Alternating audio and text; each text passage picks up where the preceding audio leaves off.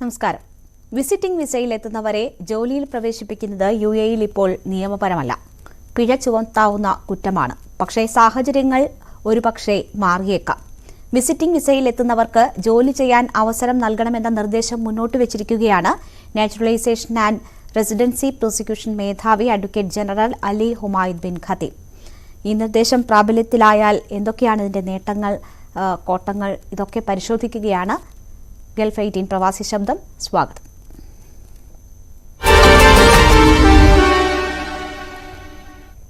ഇന്ന് ചർച്ചയിൽ നമുക്കൊപ്പം പങ്കെടുക്കുന്നത് ശ്രീ ഭാസ്കർ രാജ്, മാധ്യമപ്രവർത്തകൻ, കൺമണി, സാമൂഹ്യ നിരീക്ഷക, അഡ്വക്കേറ്റ് അജി കുര്യാക്കോസ്, അഭിഭാഷകൻ എന്നിവരാണ്. ആദ്യം അഡ്വക്കേറ്റ് അജി കുര്യാക്കോസ്, ഇങ്ങനെ ഒരു നിർദ്ദേശം അഡ്വക്കേറ്റ് ജനറൽ മുന്നോട്ട് വച്ചിരിക്കുകയാണ്.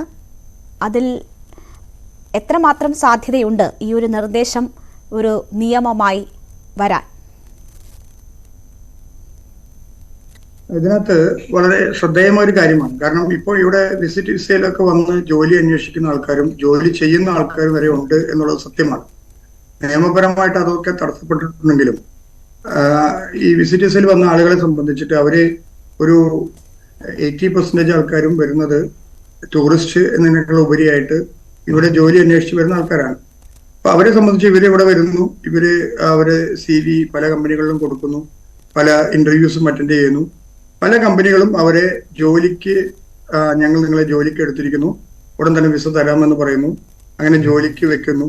അപ്പൊ ഇതിന്റെ ഭവിഷ്യത്തുകളൊന്നും ഇവർക്ക് അറിയുന്നില്ല. കമ്പനികളെ സംബന്ധിച്ചിട്ട് കമ്പനികൾക്ക് ആവശ്യം 1-2 മാസം ഇവരെ സേവനം അവിടെ ഉപയോഗിക്കുക, അതിനുശേഷം എത്രയും പെട്ടെന്ന് ഇവരെ ഒഴിവാക്കുക എന്നുള്ളതൊക്കെ ആയിരിക്കാം. പക്ഷെ ഇത് ഈ പാവപ്പെട്ട ഇവിടെ വരുന്ന വിസിറ്റ് വിസയിൽ വരുന്ന ആളുകളെ സംബന്ധിച്ച് അവർ ഇതൊന്നും അറിയുന്നില്ല. അപ്പൊ അവർക്ക് ഉടൻ തന്നെ വിസ കൊടുക്കും, ഉടൻ തന്നെ നിങ്ങൾക്ക് ഇവിടുത്തെ ലീഗലായിട്ട് ഇവിടുത്തെ ജോലിക്ക് ജോയിൻ ചെയ്യാം എന്നുള്ള രീതിയിലുള്ള വാഗ്ദാനങ്ങളെല്ലാം കൊടുത്തിട്ടാണ് ഇവരിവിടെ വരുന്നത്, കമ്പനിയിൽ ജോലി ചെയ്യുന്നത്. അപ്പൊ ഇതിന്റെ 2-3 വശങ്ങൾ എന്ന് പറഞ്ഞാൽ ഇപ്പൊ 1, 2, 3, 4 ഞാനത് വളരെ കുറച്ച് പറഞ്ഞാണ്. ചിലപ്പം 6, 7, 8 മാസങ്ങളൊക്കെ ജോലി ചെയ്യുന്ന ആൾക്കാർ ഇവിടെ ഉണ്ട് കമ്പനിയിൽ. ഇപ്പൊ ഇൻഹൗസ് ജോലിയാണെന്നുണ്ടെങ്കിൽ പെട്ടെന്നൊന്നും എവിടെ ഒരു ചെക്കിംഗ് ഒന്നും സംഭവിക്കില്ല എന്നുള്ളത് കാരണം അവരെയൊക്കെ എവിടെയൊക്കെ എന്തൊക്കെ ജോലി എന്നുള്ളതൊക്കെ ലേബർ മിനിസ്ട്രി അവരുടെ സംവിധാനങ്ങളെല്ലാം ഉപയോഗിച്ചുകൊണ്ട് ചെക്കിങ്ങുകളൊക്കെ നടത്തുന്നുണ്ട്. പക്ഷെ അങ്ങനെയുള്ള സമയത്തൊക്കെ ഇവരൊക്കെ രക്ഷപ്പെട്ടു പോകുന്നതാണ്. അപ്പൊ അങ്ങനെ വരുന്ന ആൾക്കാരൊക്കെ ഇവിടെ 4, 5, 6, 7, 8 മാസമൊക്കെ ജോലി ചെയ്യുന്നു. പലപ്പോഴും ഇവർക്ക് ശമ്പളം പോലും കൊടുക്കുന്നില്ല എന്നുള്ളതാണ് സത്യം. അപ്പൊ ഇവരെ സംബന്ധിച്ച് ഇവർക്ക് ഒരു പരാതി കൊടുക്കാൻ സാധിക്കില്ല. കാരണം ഇവിടെ ഇല്ലീഗലായിട്ട് ജോലി ചെയ്യുന്ന ആൾക്കാരാണ്. അവരെ അങ്ങനെ പറഞ്ഞ് പേടിപ്പിക്കുകയാണ്. നിങ്ങൾ ജോലിക്ക് പോയി കഴിഞ്ഞാൽ, നിങ്ങൾ പരാതിക്ക് പോയി കഴിഞ്ഞാൽ, പരാതി കൊടുക്കാൻ പോയി കഴിഞ്ഞാൽ നിങ്ങൾ ഇല്ലീഗലാണ്, നിങ്ങളെ സംബന്ധിച്ച് നിങ്ങൾക്ക് ഇവിടെ ഫൈൻ വളരെ 1 ലക്ഷം ദിർഹംസിന്റെ അടുത്ത് ഫൈൻ വരും, അല്ലെങ്കിൽ 50,000 ദിർഹംസിന്റെ അടുത്ത് ഫൈൻ വരും എന്നൊക്കെ പറഞ്ഞ് അവരെ ഭീഷണിപ്പെടുത്തുകയാണ്. അപ്പൊ അവർക്ക് ജോലി ചെയ്തു, അവരുടെ മാൻ പവർ അവരെ യൂസ് ചെയ്തു, പക്ഷെ അവർക്ക് ശമ്പളം കിട്ടുന്നില്ല, അതുപോലെ തന്നെ മറ്റു ആനുകൂല്യങ്ങളൊന്നുമില്ല, വിസയും ഇല്ല. ലാസ്റ്റ് അവർ ഇതെല്ലാം കഷ്ടപ്പെട്ട് തിരിച്ച് നാട്ടിലേക്ക് പോവാണ്. ഇത് മനസ്സിലാക്കിക്കൊണ്ടാണ് അഡ്വക്കേറ്റ് ജനറൽ അദ്ദേഹം ഒരു പ്രപ്പോസൽ മുന്നോട്ട് വെക്കുകയാണ്. കമ്പനികൾക്ക് വേണമെന്നുണ്ടെങ്കിൽ ഇത്തരം ആളുകളെ വിസിറ്റ് വിസയിൽ തന്നെ ജോലിക്ക് എടുക്കാവുന്നതാണ്. അതിന് കുറെ കണ്ടീഷൻസ് അദ്ദേഹം പറയുന്നുണ്ട്. അതിൽ 1-2 ഇമ്പോർട്ടന്റ് ആയിട്ടുള്ള കാര്യങ്ങൾ പറയുന്നത്, കമ്പനികൾ തന്നെ അവരുടെ സ്വന്തം വിസയിൽ ഇവരെ കൊണ്ടുവരികയാണെങ്കിൽ, കമ്പനികളുടെ ആവശ്യത്തിന് വേണ്ടി ഇവരെ കൊണ്ടുവരികയാണെങ്കിൽ, അതിൽ നമ്മളൊരു ശ്രദ്ധിക്കേണ്ട ഒരു വിഷയം, അത് വളരെ കറക്റ്റ് ആണ്. കാരണം ഒരു വ്യക്തിയെ നമ്മൾ ജോലിക്ക് എടുക്കുന്ന സമയത്ത് അദ്ദേഹത്തിന്റെ സ്കിൽസ്, അദ്ദേഹത്തിന്റെ കഴിവുകൾ എന്തൊക്കെയാണെന്ന് നമുക്ക് പെട്ടെന്ന് മനസ്സിലാക്കാനായിട്ട് സാധിക്കില്ല. അപ്പോൾ ഒരു കമ്പനിയിൽ ജോലിക്ക് ജോയിൻ ചെയ്ത് അദ്ദേഹം 1, 2, 3 മാസം വിസിറ്റ് വിസയുടെ പീരീഡിൽ ജോലി ചെയ്യുന്ന സമയത്ത് മാത്രമേ നമുക്ക് അവരുടെ സ്കിൽസ് മനസ്സിലാക്കാൻ പറ്റുള്ളൂ. ശരി, പറഞ്ഞു പൂർത്തിയാക്കിക്കോളൂ. അപ്പൊ അതുകൊണ്ട് ഇതൊരു നല്ലൊരു തീരുമാനമാണ്. കാരണം ഇല്ലീഗലായിട്ട് ആൾക്കാർ ജോലി ചെയ്യുന്നതിനെ തടസ്സപ്പെടുത്തുകയും മാത്രമല്ല അവരൊക്കെ ലീഗലി ജോലി ചെയ്യുകയും ജോലി ചെയ്യുന്ന സമയത്ത് അവർക്ക് ശമ്പളം കിട്ടുന്നതിനുള്ള അർഹത ഉണ്ടാവുകയൊക്കെ ചെയ്യുന്നു എന്ന് പറയുന്നത് ഒരു വിസിറ്റ് വിസയിൽ ജോലി അന്വേഷിച്ച് വരുന്ന ഒരു വ്യക്തിയെ സംബന്ധിച്ച് ഏറ്റവും വിപ്ലവകരമായ തീരുമാനമാണ്. അത് ഗവൺമെന്റ് ഇതിനു മുമ്പ് എടുക്കേണ്ടതായിരുന്നു എന്നുള്ളതാണ് ഞാൻ മനസ്സിലാക്കുന്നത്. കാരണം അപ്പോൾ ഇത്തരം ഒരു നടപടി ഉണ്ടാകുന്ന സമയത്ത് ഇത് വലിയൊരു ആശ്വാസമാണ്. ഇന്ത്യക്കാരെ സംബന്ധിച്ചും കേരളീയരെ സംബന്ധിച്ചും വളരെ വലിയൊരു ആശ്വാസമാണ് ഇത്തരം ഒരു നടപടി ഉണ്ടാകുന്നത്. അത് ഉണ്ടാകുമോ ഇല്ലയോ എന്നുള്ളത് വേറെ ഒരു കാര്യം. പക്ഷെ ഒരു പ്രപ്പോസൽ ഇപ്പൊ അദ്ദേഹം അവിടെ കൊടുത്തിട്ടുണ്ട് എന്നുള്ളത് അദ്ദേഹത്തിന്റെ നല്ല മനസ്സാണ്. അദ്ദേഹം അത് ആ ഒരു പ്രപ്പോസൽ ഗവൺമെന്റ് സ്വീകരിക്കട്ടെ എന്ന് നമ്മൾ എല്ലാവരും ആശിക്കുന്നു. ശരി, ശ്രീ ഭാസ്കർ രാജ്, ഇത് നമുക്കറിയാം, കേരളത്തിൽ നിന്നുള്ള, ഇന്ത്യയിൽ നിന്നുള്ള പ്രവാസികളുടെ എണ്ണം എത്രമാത്രമാണ് ഗൾഫ് രാഷ്ട്രങ്ങളിൽ എന്നത്. അപ്പോൾ ഇങ്ങനെ ഒരു തീരുമാനം പ്രാബല്യത്തിൽ വരികയാണെങ്കിൽ, ഈ ഒരു നിർദ്ദേശം ഒരു നിയമമായി മാറുകയാണെങ്കിൽ അതിൻ്റെ ഏറ്റവും വലിയ ഗുണഭോക്താക്കൾ ഇന്ത്യക്കാർ, പ്രത്യേകിച്ച് മലയാളികളാകുമോ? എന്തൊക്കെയാണ് താങ്കൾ ഇതിൻ്റെ ഒരു സാധ്യതയെക്കുറിച്ച് മനസ്സിലാക്കുന്നത്? ആദ്യം തന്നെ അഡ്വക്കേറ്റ് ശ്രീ കുര്യാക്കോസ് ആ കാര്യം പറയുകയുണ്ടായി. ഇത് ഒരു എമിഗ്രേഷൻ ഡിപ്പാർട്ട്മെന്റിലെ ഒരു ഉയർന്ന ഉദ്യോഗസ്ഥന്റെ, അതും അഡ്വക്കേറ്റ് ജനറൽ, അദ്ദേഹത്തിന്റെ ഒരു അഭിപ്രായം മാത്രമാണ്, ഗവൺമെന്റ് തീരുമാനമല്ല. ഇനി ഗവൺമെന്റ് അത് തീരുമാനിക്കണം. എമിഗ്രേഷൻ ഡിപ്പാർട്ട്മെന്റോ DNRDയോ മറ്റോ തീരുമാനിക്കേണ്ട ഒരു കാര്യമാണ്. അത് ഉയർന്ന തലത്തിൽ, അതായത് മന്ത്രിസഭാ തലത്തിൽ തീരുമാനിക്കേണ്ട ഒരു കാര്യമാണ്. മിക്കവാറും അങ്ങനെ ഒരു തീരുമാനം ഉണ്ടാകാൻ സാധ്യതയുണ്ടെന്നുള്ളത് കാരണമാണ് അദ്ദേഹം കാര്യകാരണ സഹിതമാണ് പറയുന്നത്. അദ്ദേഹം പറഞ്ഞ പോലെ, നമ്മുടെ അഡ്വക്കേറ്റ് പറഞ്ഞ പോലെ തന്നെ അനേകം ആളുകളെ ചൂഷണം ചെയ്യപ്പെടുന്നുണ്ട് ഇവിടെ, ഈ വിസിറ്റ് വിസയിൽ വരുന്ന ആളുകൾ. കാരണം കഴിഞ്ഞ വർഷം തന്നെ ഇവിടെ 2023 വിസിറ്റിൽ എത്തിയത് സന്ദർശകർ എന്ന് പറയുന്നത് 24,60,000 പേരാണ്, ഇന്ത്യക്കാർ. അതിൽ വളരെയധികം മലയാളികളുമുണ്ട്. അപ്പം അതിൽ കൂടുതലും ടൂറിസ്റ്റുകളായിട്ട് വന്നിരിക്കുകയാണ്, സന്ദർശകരായിട്ട് വന്നിരിക്കുകയാണ്. പക്ഷേ ഈ സന്ദർശകരിൽ കൂടുതൽ പേരും തൊഴിലന്വേഷിച്ച് വന്നിട്ടുള്ളവരാണ്. തൊഴിലന്വേഷിച്ച് വന്നതിന് ശേഷം അവിടെയാണ് അവർക്ക് ഏറ്റവും കൂടുതൽ ചൂഷണം അനുഭവപ്പെടുന്നത് പറയുന്നത്. അവരെ വിസിറ്റ് വന്നിട്ടുള്ളവരെ ജോലിക്ക് വെക്കുന്നു. ജോലിക്ക് വന്ന ശേഷം ശമ്പളം പോലും നിശ്ചയിക്കത്തില്ല. ആദ്യത്തെ ഒരു മാസം ട്രയലാകും, രണ്ടാമത്തെ മാസം കുറച്ചുകൂടെ നോക്കും, ചിലപ്പോൾ ചെറിയൊരു ശമ്പളം മാത്രം കൊടുത്തിട്ടുണ്ട്. അങ്ങനെ 3, 4, 5 മാസം വരെ ഇവിടെ ആളുകൾ നിൽക്കുന്നുണ്ട്. കുറച്ച് കഴിയുമ്പോഴത്തേക്ക് പലപ്പോഴും ഇവിടെ ഇപ്പോൾ അത്ര കർക്കശമായിട്ടില്ലെന്നുള്ളത്. നേരത്തെ ഒക്കെ ഉണ്ടായിരുന്നു. ഇവിടുത്തെ ഇമിഗ്രേഷൻ ഡിപ്പാർട്ട്മെന്റ് വന്നതിന് ശേഷം പലപ്പോഴും റെയ്ഡ് നടത്തുകയോ അല്ലെന്നുണ്ടെങ്കിൽ ചെക്കിംഗ് നടത്തുകയോ ചെയ്യാറുണ്ടായിരുന്നു ലേബർ ഡിപ്പാർട്ട്മെന്റ്. ഇപ്പോൾ വളരെ വിരളമാണെന്നുള്ളതാണ്. അതിന് കാരണം എന്ന് പറയുന്നത്, ഒന്ന്, ചില പ്രോജക്റ്റുകൾ കംപ്ലീറ്റ് ചെയ്യുന്നതിന് അത് വിഘാതമായി തീരുമെന്നുള്ള ഒരു കാരണം കൊണ്ടാണ് പലപ്പോഴും. എന്നാൽ ഇത് നിയമമാകുകയാണെന്നുണ്ടെങ്കിൽ, അല്ലെന്നുണ്ടെങ്കിൽ ഈ വിസിറ്റ് വിസയിൽ വന്ന ആളുകൾക്ക് ജോലി ചെയ്യാം എന്നുള്ള ഒരു നിയമം വരികയാണെന്നുണ്ടെങ്കിൽ അത് വളരെയധികം പ്രയോജനം ചെയ്യും. എന്നാൽ ഈ ചൂഷണം, അതോടുകൂടി അദ്ദേഹം പറഞ്ഞ പോലെ തന്നെ ചൂഷണം ഇല്ലാതാകും. എന്നാൽ ഇപ്പോൾ തന്നെയുള്ള നിയമം അനുസരിച്ചിട്ട് ഒരു കമ്പനിയിൽ വിസിറ്റ് വിസയിൽ വന്ന ആളിനെ ജോലിക്ക് വെച്ചാൽ അവർക്ക് അത് കണ്ടുപിടിക്കുകയാണെന്നുണ്ടെങ്കിൽ 50,000 ദിർഹമാണ് പിഴ എന്ന് പറയാണ്ട് 11 ലക്ഷത്തിലധികം രൂപ അവർക്ക് പിഴ കൊടുക്കുന്നുണ്ട്. ചില കേസുകളിൽ അതിൽ കൂടുതലും ഉണ്ടാകും. അതായത് റിപ്പീറ്റ് കേസാണെന്നുണ്ടെങ്കിൽ അതിൽ കൂടുതലാകും. അല്ലെ അഡ്വക്കേറ്റ്? അതല്ലേ, ശരിയല്ലേ? അത് വീണ്ടും കേസ് ഉണ്ടെങ്കിൽ ഒരേ പാർട്ടികളെ തന്നെ. പക്ഷേ എന്നാൽ അത് ഉണ്ടായിരിക്കെ തന്നെ ഇപ്പോൾ ഇവർക്ക് ആ വിഷയത്തെക്കുറിച്ച് ഭാസ്കർജി, ആ വിഷയത്തെക്കുറിച്ച് കൃത്യമായിട്ട് നിയമങ്ങളെ കുറിച്ച് അഡ്വക്കേറ്റ് കൺമണി സംസാരിക്കുന്നതായിരിക്കും. കാരണം അത് വളരെ എല്ലാവരും പേടിപ്പിക്കുന്ന തരത്തിലുള്ള ഒരു ഫൈനാണുള്ളത്. അത് പക്ഷേ ജനങ്ങൾക്ക് അറിയുന്നില്ല എന്നുള്ളതാണ് സത്യം. അറിയുന്നില്ല. മറ്റൊരു കാര്യം എന്ന് പറഞ്ഞു കഴിഞ്ഞാൽ, ഈ ഫൈൻ കൊടുക്കേണ്ടത് ഈ തൊഴിലാളികളല്ല, യഥാർത്ഥത്തിൽ ആ എംപ്ലോയേഴ്സ് ആണ് കൊടുക്കേണ്ടി വരുന്നത്.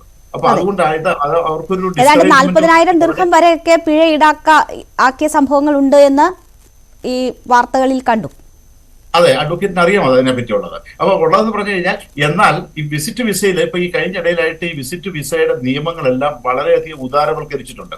ഉദാഹരണത്തിന് പറഞ്ഞു കഴിഞ്ഞാൽ, എന്നാൽ ജോലി അന്വേഷിക്കുന്നതിന് വേണ്ടി മാത്രമായിട്ട് ഇവിടെ ഒരു വിസ ഇഷ്യൂ ചെയ്യുന്നുണ്ട്. അതായത് ജോബ് എക്സ്പ്ലോറേഷൻ വിസ എന്ന് പറയുന്നത്.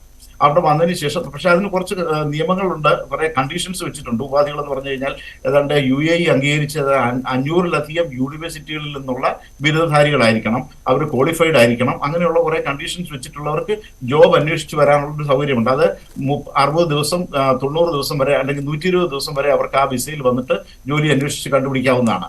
അങ്ങനെയുള്ളവർ വരുന്നത്. അപ്പൊ യഥാർത്ഥത്തിൽ ഈ ഗവൺമെന്റിന്റെ ഇപ്പോഴത്തെ നീക്കം എന്ന് പറഞ്ഞു കഴിഞ്ഞാൽ, അങ്ങനെയുള്ളതായ വിസ യഥാർത്ഥത്തിൽ അനുവദിച്ചിട്ടുണ്ട്, അങ്ങനെയാണെങ്കിൽ ചെയ്തുകൂടെ എന്നുള്ളതാണ് അവർ നോക്കുന്നത്. പിന്നെ മറ്റൊന്ന്, അഡ്വക്കേറ്റ് പക്ഷേ കൺമണിയും ചിലപ്പോൾ അതിനെപ്പറ്റി പറയായിരിക്കും. എന്നാൽ ഇവിടെ ഇപ്പോൾ ഉള്ളതെന്ന് പറഞ്ഞു കഴിഞ്ഞാൽ, വിസിറ്റ് വിസയിൽ വന്നതിന് ശേഷം അവർക്ക് അതായത് 30 ദിവസം, 60 ദിവസം, 90 ദിവസം, അത് 120 ദിവസം വരെ നീട്ടാവുന്നതാണ്. അപ്പോൾ ഈ കാലാവധി തീരുമ്പോൾ അവർ പലപ്പോഴും അവർക്ക് വിസ ചേഞ്ചിന് വേണ്ടി പോയിട്ടുണ്ട്. ചിലർ ഇന്ത്യയിലേക്ക് തന്നെ പോയിട്ട് തിരിച്ചു വരുന്നവരുണ്ട്. അല്ലെന്നുണ്ടെങ്കിൽ ഇവിടെ കൂടുതലായിട്ട് ഇപ്പോൾ കാണുന്നതെന്ന് പറഞ്ഞു കഴിഞ്ഞാൽ, ഒമാനിലേക്ക് പോയിട്ട് തിരിച്ചു വരും, അല്ലെങ്കിൽ ബോർഡർ മാത്രം ക്രോസ് ചെയ്തിട്ട് തിരിച്ചു വരുന്ന ഒരു പ്രവണതയാണ് ഇത് കാണുന്നത്. അതിന്റെ എണ്ണം വളരെ കൂടുതലാണ്. അപ്പൊ യഥാർത്ഥത്തിൽ വിസിറ്റ് വിസയിൽ വന്ന് ജോലി ചെയ്യുന്ന ആളുകളുടെ എണ്ണം വളരെ കൂടുതലാണ്. പക്ഷേ ഈ അദ്ദേഹം പറഞ്ഞതുപോലെ തന്നെ ഇത് ലീഗലാക്കുകയാണെന്നുണ്ടെങ്കിൽ, നിയമവിധേയമാക്കുകയാണെന്നുണ്ടെങ്കിൽ വളരെയധികം പ്രയോജനം ചെയ്യും പറയാം. ശരി, ശ്രീമതി കൺമണി, ഈ ചൂഷണം നടക്കുന്നുണ്ട്. ഇപ്പോഴും നിരവധി പേർ ഈ നിയമം ലംഘിച്ച് ഈ തരത്തിൽ ജോലിക്ക് ശ്രമിക്കുന്നുണ്ട്. അവരെ ചൂഷണം ചെയ്യുന്ന കമ്പനികളുമുണ്ട് എന്നാണ് ഇപ്പോൾ 2 പ്രതിനിധികളും നമ്മളോട് വിശദീകരിച്ചത്. എങ്ങനെയാണ് താങ്കൾ ഈ സാഹചര്യത്തെ നോക്കിക്കാണുന്നത്? ഇത് നിയമത്തിലൂടെ നടപ്പിലാകുന്ന ഒരു സാഹചര്യം ഉണ്ടായാൽ കൂടുതൽ പേർ ആ സാധ്യത പ്രയോജനപ്പെടുത്തുന്ന ഒരു സാഹചര്യം ഉണ്ടാകും. നമുക്കറിയാം, ഈ പ്രവാസികൾ ഉൾപ്പെടുന്ന നമ്മുടെ സമൂഹത്തിൽ വലിയൊരു വിഭാഗം സ്ത്രീകളുമുണ്ട്.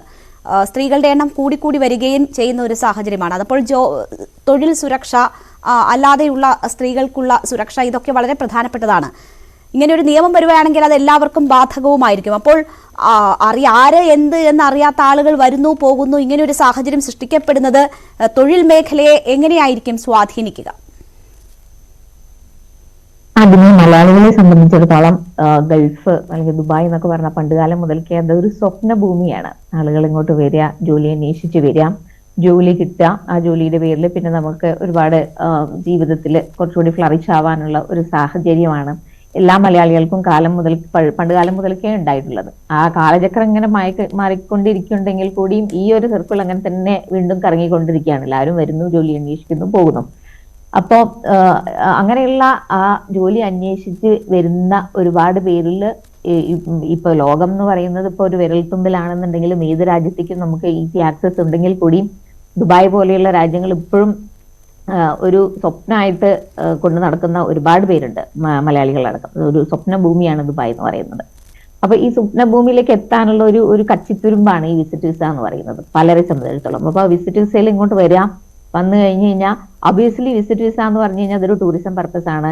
ഇവിടുത്തെ കാഴ്ചകൾ കാണാനുള്ള ഒരു വിസയാണ്. അത് കുറച്ച് ദിവസത്തേക്കാണ് അലൗഡ് ഉള്ളൂ. അത് വന്നു കഴിഞ്ഞ് കഴിഞ്ഞാൽ വരിക, തിരിച്ചു പോവുക. അത് തന്നെയാണ് പ്രൊസീജിയറലി അല്ലെങ്കിൽ ഡോക്യുമെന്റ് പരമായിട്ട് വിസിറ്റ് വിസ എന്ന് പറഞ്ഞാൽ അത് തന്നെയാണ് മീനിങ്. എസ്പെഷ്യലി ആ വിസയുടെ അടിയിൽ നിങ്ങൾക്ക് എഴുതി കാണാൻ പറ്റും, you have to leave the country on the exact date so that we can welcome you again എന്ന്. അപ്പോൾ അതിന്റെ ഏതെങ്കിലും തരത്തിലുള്ള ആ വിസയുടെ മാനദണ്ഡങ്ങൾ ലംഘിക്കപ്പെടുകയാണെന്നുണ്ടെങ്കിൽ അവർക്ക് ഹെഫ്റ്റി ഫൈൻസ് ആണ്. ഇപ്പൊ എംപ്ലോയേഴ്സിനാണെങ്കിലും ഫൈന്, അതുപോലെ വിസിറ്റ് വിസയിലുള്ളവരാണെങ്കിലും അവർക്കും വർക്ക് ചെയ്യുകയാണെന്നുണ്ടെങ്കിൽ ഡിപ്പോർട്ടേഷൻ വരെ ഇവിടെ ഉണ്ടാവാറുണ്ട്. അപ്പൊ നമ്മൾ അതിനകത്ത് എഴുതിയിട്ടുണ്ട് you are not allowed to work. അപ്പൊ this is particularly for tourism purpose അല്ലെങ്കിൽ വിസിറ്റിന് വേണ്ടി തന്നെയാണ്. പ്രൊസീജിയറലി അല്ലെങ്കിൽ ഡോക്യുമെന്റ് ബേസ് പരമായിട്ട് നോക്കുമ്പോൾ അതിന്റെ അനുവദനീയം അത്ര മാത്രമേ ഉള്ളൂ. പക്ഷേ പ്രാക്ടിക്കലി സ്പീക്കിംഗ് എല്ലാവർക്കും അറിയാം ഈ വിസിറ്റ് വിസയിൽ വരുന്നത് ജോലി അന്വേഷിക്കാനാണെന്നും ജോലി കിട്ടിയിട്ട് എംപ്ലോയ്മെന്റ് വിസയിലേക്ക് മാറാൻ വേണ്ടിയാണെന്നുള്ളതും. പക്ഷേ ഇവിടെ ഒരുപാട് ഗൈഡ് ലൈൻസ് ഉണ്ട്. മിനിസ്ട്രിയുടെ ആണെങ്കിലും എംബസികളുടെ വഴിയും ഒരുപാട് ഗൈഡ് ലൈൻസ് എപ്പോഴും വരാറുണ്ട്. നമുക്ക് ഓഫർ ലെറ്റർ കിട്ടിയിട്ട് അല്ലെങ്കിൽ ലേബർ കാർഡ് അനുവദിച്ചതിന് ശേഷം, ഇപ്പൊ റീസെന്റ് ഒരു ഗൈഡ് ലൈൻ വന്നത് വിസ വരെ അനുവദിച്ചതിന് ശേഷം മാത്രമാണ് നമ്മൾ ഓഫീസിൽ ഇരിക്കാൻ പാടുള്ളൂ എന്നുള്ള ഗൈഡ് ലൈൻ വരെ ഉണ്ട്. അത്രയും സ്ട്രിക്റ്റ് ആയിട്ട് ജനങ്ങളുടെ പ്രൊട്ടക്ഷന് വേണ്ടിയിട്ട് ഡോക്യുമെന്റ് ഗവൺമെന്റ് അത്രയും സ്ക്രൂട്ടനൈസ് ചെയ്തിട്ടാണ് എല്ലാ ഗൈഡ് ലൈൻസും ഇറക്കുന്നത്. അത്രയും പേപ്പേഴ്സ് ക്ലിയർ ആയതിനു ശേഷം മാത്രമേ നമ്മൾ ജോലിക്ക് കയറാൻ പാടുള്ളൂ എന്നുള്ളത്.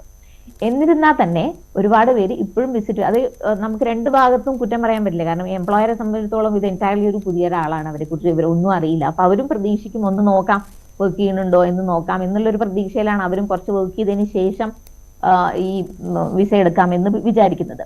അതുപോലെ എംപ്ലോയീസിനെ സംബന്ധിച്ചിടത്തോളം ഇവർക്കും ഒരു ഉറപ്പ് കിട്ടാൻ വേണ്ടിയിട്ട് നല്ല ഒരു കമ്പനി തന്നെയാണോ നോക്കാം, അല്ലെങ്കിൽ മാറാം എന്നൊക്കെയുള്ള ഒരു പ്രതീക്ഷയിൽ വെച്ച് തന്നെ. പിന്നെ അതേപോലെ കുറെ പേര് ജോലി കിട്ടാത്തവരാണെങ്കിൽ വിസ ഉണ്ടെങ്കിലും ഇല്ലെങ്കിലും എങ്ങനെയെങ്കിലും എവിടെയെങ്കിലും കയറി പറ്റാം എന്നൊക്കെയുള്ള ആ ജോലി അന്വേഷിച്ച് അവസാനത്തിലുള്ള ആ ഒരു ഫ്രസ്ട്രേഷൻ ഉണ്ടല്ലോ, ആ സമയത്തൊക്കെ ചെയ്തു പോകുന്ന ഓരോ കാര്യങ്ങളാണ് നമ്മൾ എവിടെയെങ്കിലുമൊക്കെ കയറി പറ്റുക എന്നുള്ള ഒരു ഇതില്.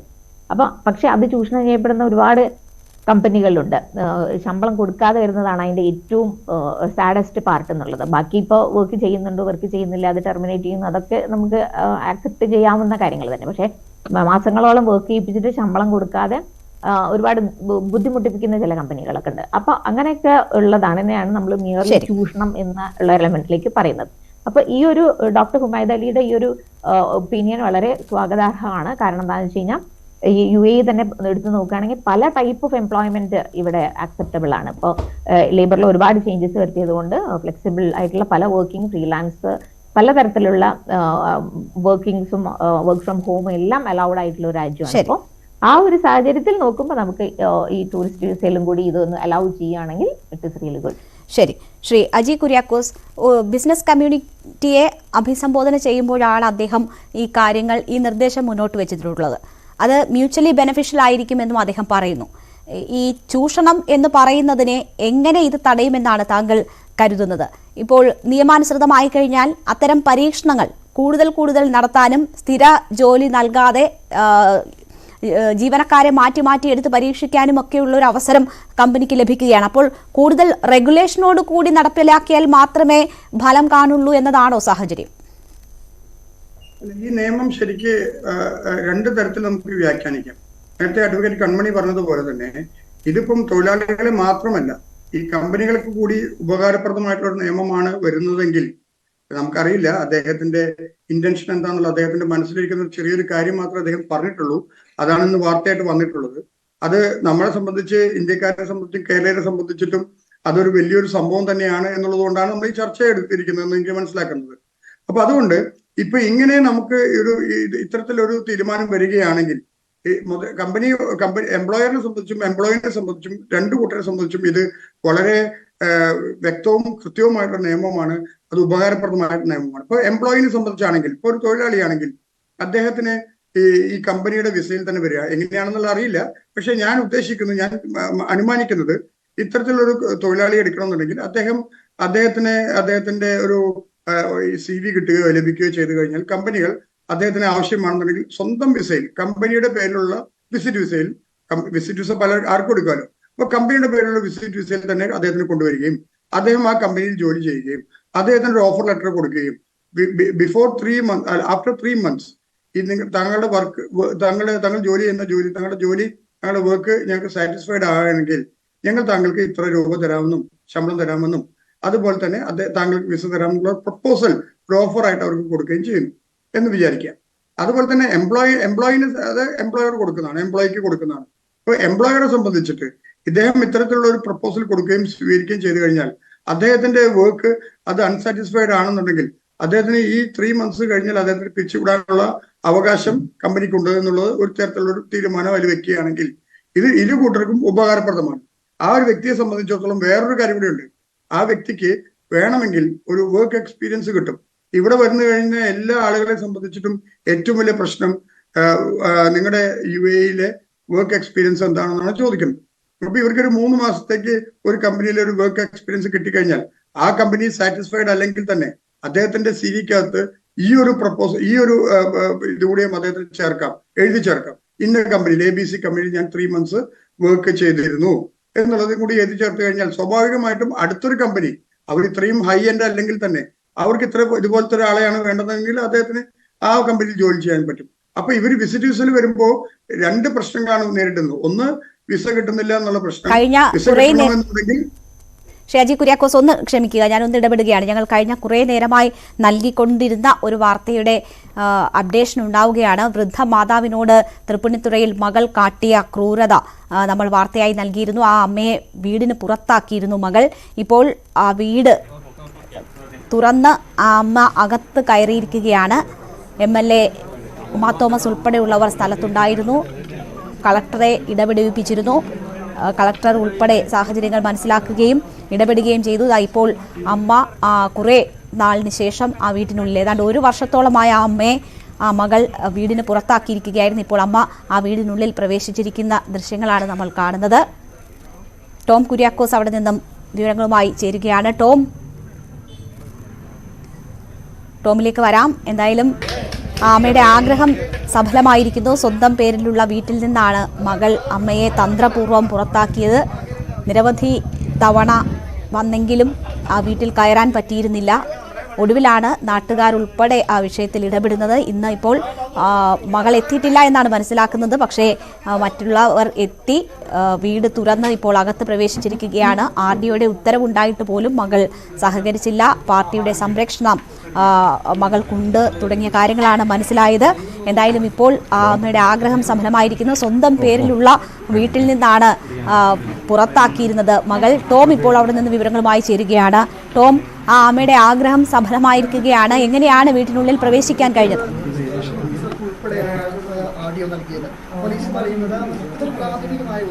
രേണുക, അല്പസമയം മുൻപാണ് ഈ അമ്മയ്ക്ക് ഈ വീടിനകത്ത് കയറാൻ കഴിഞ്ഞത്. അതായത് കഴിഞ്ഞ 5-6 മണിക്കൂറിലധികമായി അമ്മ സ്വന്തം വീട്ടിൽ കയറുന്നതിന് വേണ്ടിയുള്ള പോരാട്ടത്തിലായിരുന്നു. വലിയ നിയമ പോരാട്ടം നടത്തി. പക്ഷേ ഒടുവിൽ നാട്ടുകാരുടെയും ജനപ്രതിനിധികളെല്ലാം ഇടപെടലിന് ശേഷമാണ് അമ്മ സ്വയം വീട് പൊളിച്ച്, അതായത് വീട് കമ്പിപ്പാര കൊണ്ട് പൊളിച്ച് അകത്ത് കയറിയത്. അമ്മ എന്ത് തോന്നുന്നു ഇപ്പോൾ?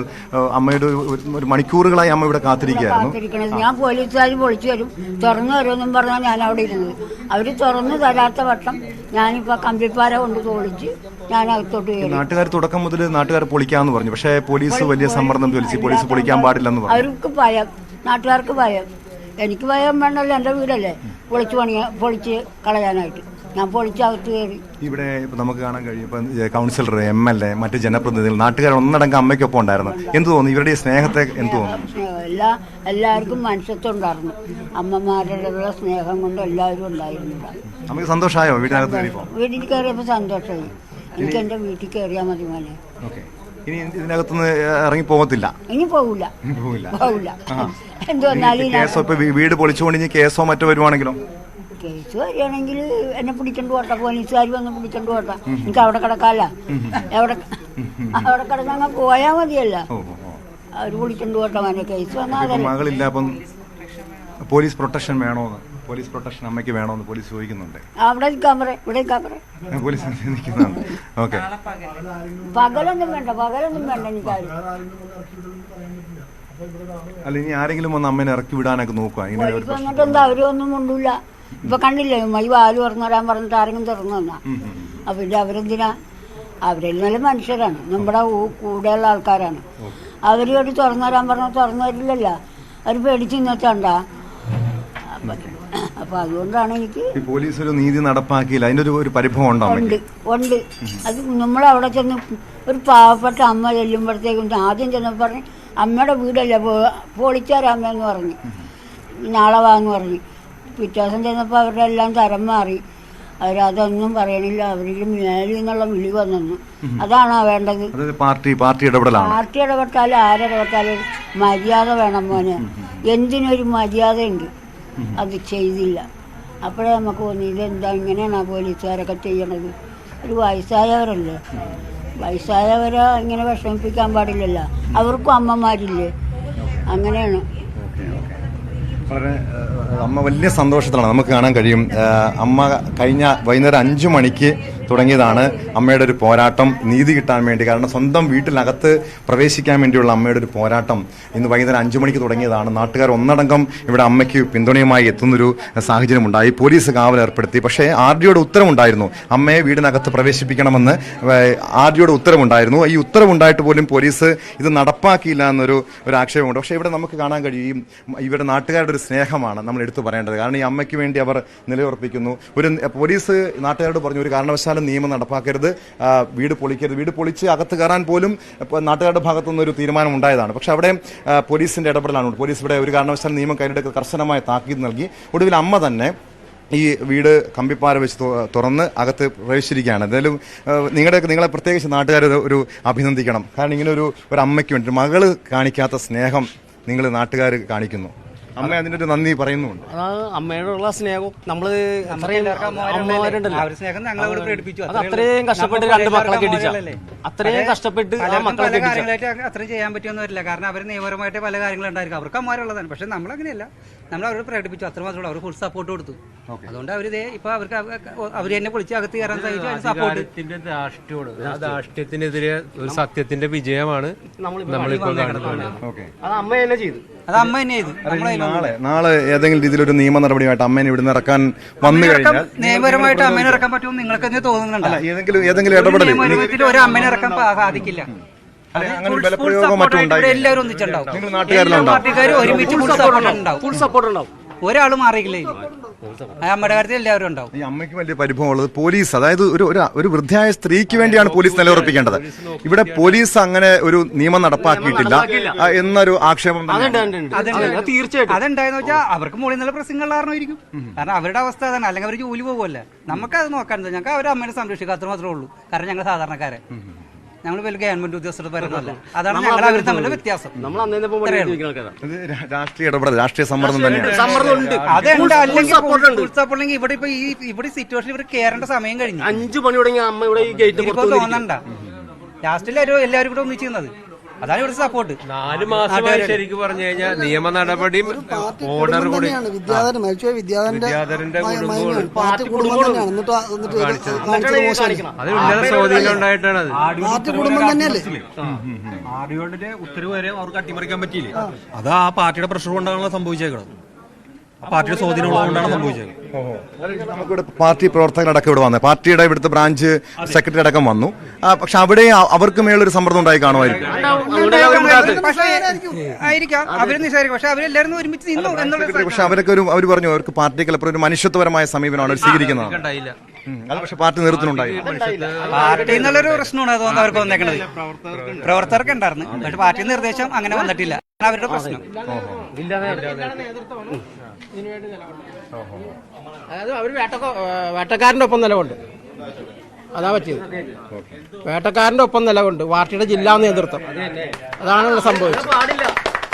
ഇരക്കൊപ്പം നിലനിൽക്കേണ്ടതിന് വേട്ടക്കാരന്റെ ഒപ്പം അവര്, അത് ചെറുതായിട്ടൊന്നുമല്ല, അപ്പൊ അവർക്ക് സാധ്യമാകുന്ന മുഴുവനും അധികാരവും അവർ പ്രയോജനപ്പെടുത്തി. പോലീസുകാരെയൊക്കെ വെറുതെ നോക്കുകുത്തിയൊക്കെ ആക്കിക്കളഞ്ഞു, അങ്ങനെ ആക്കിക്കളഞ്ഞു. അത് ജില്ലാ നേതൃത്വമാണ്. ഇതൊക്കെ ഇവരെ തുടർന്നുകൊണ്ട് പോകുന്ന CPM എന്ന പ്രസ്ഥാനത്തിന് തകർച്ചയിൽ നേരിടും. ഇതുപോലെയുള്ള നേതാക്കന്മാരെ നിലനിർത്തിക്കൊണ്ട് പോയാൽ എന്ന് ഞാൻ ഈ അവസരത്തിൽ ഓർമ്മപ്പെടുത്തുകയാണ്. ഇതാണ് ഇപ്പോൾ നാട്ടുകാരുടെ ഒരു സമീപനം. അതായത് വലിയ രീതിയിൽ പോലീസിന് വിമർശനം ഉയരുന്നുണ്ട്. പോലീസ് ഈ പാർട്ടി നേതൃത്വത്തിന്റെ സമ്മർദ്ദം മൂലം കേസ് ഈ വിധി നടപ്പാക്കാൻ, അതായത് RDOയുടെ ഉത്തരവ് നടപ്പാക്കാൻ തയ്യാറായില്ല എന്നൊരു ആക്ഷേപമാണ്, പരാതിയാണ് നാട്ടുകാർ ഒന്നടങ്കം ഉന്നയിക്കുന്നത്. പക്ഷേ ഈ അമ്മ വലിയ സന്തോഷവതിയാണ്. അമ്മയ്ക്ക് അവരുടെ വലിയ പോരാട്ടത്തിനൊടുവിൽ, നിയമ പോരാട്ടത്തിനൊടുവിൽ, അവരുടെ സമര പോരാട്ടത്തിനൊടുവിൽ ഈ അമ്മയ്ക്ക് സ്വന്തം വീട്ടിൽ അന്തിയുറങ്ങാൻ കഴിയുന്നു എന്നത് വലിയ ആശ്വാസകരമായ ഒരു കാര്യം തന്നെയാണ്, സന്തോഷകരമായ കാര്യം തന്നെയാണ്. ഇവിടെ നാട്ടുകാരുടെ ഒരു ഇടപെടലിനെ അഭിനന്ദിക്കേണ്ട ഒരു കാര്യം രേണുക. കാരണം അവർ മണിക്കൂറുകളായി 5 മണി മുതൽ ഇപ്പോൾ രാത്രി 11:30 പിന്നിടുകയാണ്. ഇത്രയും മണിക്കൂർ, അതായത് 6 മണിക്കൂറിലധികം ഈ നാട്ടുകാർ ഈ അമ്മയ്ക്ക് വേണ്ടി കാവലിരിക്കുന്നു, കൂട്ടിരിക്കുന്നു. അവരുടെ ഉറക്കമിളച്ച് കൊച്ചുകുട്ടികൾ മുതലാണ് ഈ തൈക്കുടത്തെ ഈ വീടിന് മുന്നിലെത്തിയത്. രേണുക, തീർച്ചയായും എന്തായാലും ആ അമ്മയെ സംബന്ധിച്ച ആശ്വാസം ആണ്. പക്ഷേ ഇനിയും ആശങ്കകളുണ്ട്. നാളെ പോലീസ് വേണമോ എന്ന് പോലീസ് ചോദിക്കുന്നുണ്ട്. പക്ഷേ ഇതുവരെ നടപടിയെടുക്കാത്ത പോലീസ് നിന്നിട്ട് എന്ത് കാര്യം എന്നതാണ് ആ അമ്മ ചോദിക്കുന്നത്. എങ്കിൽ പോലും രാത്രി ഒരു സംരക്ഷണം ആ അമ്മ ആഗ്രഹിക്കുന്നു എന്നാണ് വാക്കുകളിൽ നിന്ന് മനസ്സിലാകുന്നത്. ടോം ന്യൂസ് 18 നമ്മളാണ് ഈ വാർത്ത ആദ്യം കൊടുക്കുന്നത്. അതിൻ്റെ ഒരു ഇടപെടൽ ഫലം കണ്ടിരിക്കുന്നു എന്നത് കൂടി നമ്മളെ സംബന്ധിച്ചും സന്തോഷമുളവാക്കുന്ന കാര്യമാണ്. ജനപ്രതിനിധികൾ ഇടപെടുന്നു, ആ അമ്മയ്ക്ക് ഇന്ന് തന്നെ വീടിനുള്ളിൽ പ്രവേശിക്കാൻ കഴിയുന്നു എന്നത്. എങ്ങനെയാണ് ഇങ്ങനെ ഒരു സംഭവം ശ്രദ്ധയിൽപ്പെട്ടത്? അതിനുശേഷം നടന്ന കാര്യങ്ങൾ?